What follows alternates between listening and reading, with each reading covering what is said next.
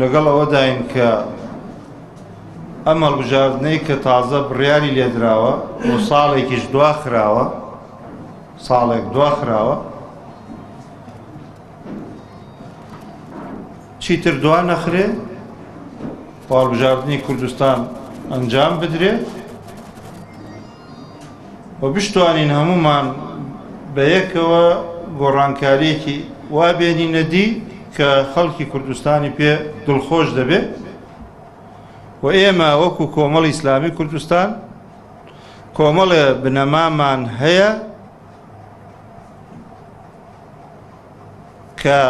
هەڵقوڵاوی قەناعەتە ئیسلامیەکەمانە کە ناتوانین هەر ڕۆژی قسەیەک بکەین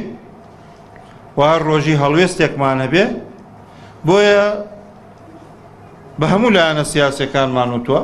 و بە سەرۆکی حکومەتیشمان گەیاندووە کە ئێمە وەکو کۆمەڵی ئیسلامی کوردستان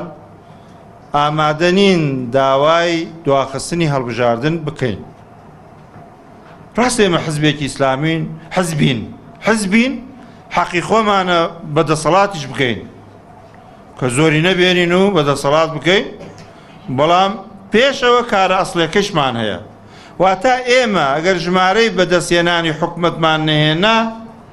وەکو حزبی تر نین داڕوخێن و بڕوخێن و بێن داوای تاجیلی انتخابات بکەین. ئێمە کارێکی ترمان هەیە کە کاری ئەسڵی خۆمانە کە لەسەری بەردەوامین